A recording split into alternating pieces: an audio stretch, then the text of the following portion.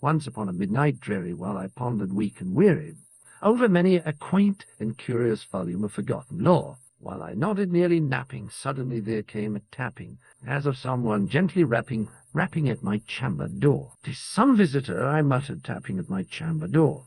"Only this, and nothing more." Ah, distinctly I remember it was in the bleak December, and each separate dying ember wrought its ghost upon the floor. Eagerly I wished the morrow, vainly I had sought to borrow from my books a seas of sorrow, sorrow for the lost Lenore, for the rare and radiant maiden whom the angels name Lenore, nameless here for evermore. And the silken, sad, uncertain rustling of each purple curtain thrilled me, filled me with fantastic terrors never felt before, so that now, to still the beating of my heart, I stood repeating, "'Tis some visitor entreating entrance at my chamber door, some late visitor entreating entrance at my chamber door. This it is, and nothing more." Presently my soul grew stronger. Hesitating then no longer, "Sir," said I, "maiden, truly your forgiveness I implore. But the fact is I was napping, and so gently you came rapping, and so faintly you came tapping at my chamber door, that I scarce was sure I heard you. Ere I opened wide the door, darkness there, and nothing more." Deep into that darkness peering, long I stood there wondering, fearing, doubting, dreaming dreams no mortal ever dared to dream before. But the silence was unbroken, and the stillness gave no token, and the only word there spoken was the whispered word, "Lenore." This I whispered, and an echo murmured back the word, "Lenore." Merely this, and nothing more. Back into the chamber turning, all my soul within me burning. Soon again I had a tapping somewhat louder than before. "Surely," said I, "surely that is something at my window lattice. Let me see then what there it is, and this mystery explore. Let my heart be still a moment, and this mystery explore. Is the wind and nothing more." Open here I flung the shutter, when with many a flirt and flutter, in there stepped a stately raven of the saintly days of yore. Not the least obeisance made he, not a minute stopped or stayed he, but with mien of lord or lady, perched above my chamber door, perched upon a bust of Paul's just above my chamber door, perched and sat, and nothing more.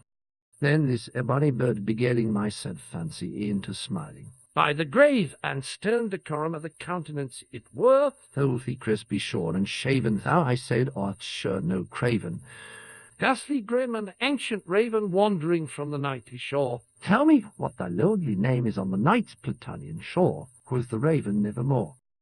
Much I marvel this ungainly fool to hear discourse so plainly, though its answer a little meaning, little relevancy bore, for we cannot help agreeing that no living human being ever yet was blessed with seeing bird above his chamber door, bird or beast upon the sculptured bust above his chamber door, with such name as nevermore.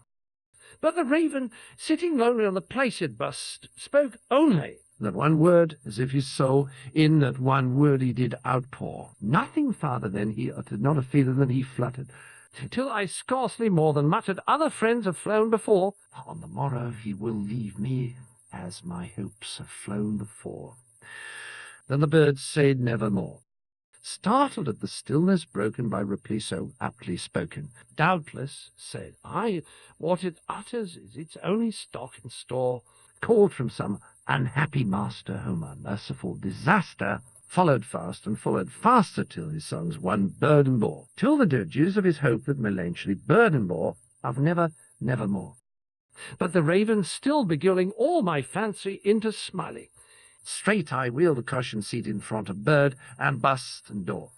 Then upon the velvet sinking, I betook myself to linking fancy unto fancy, thinking what this ominous bird of yore, what this grim, ungainly, ghastly gaunt, and ominous bird of yore, meant in croaking nevermore.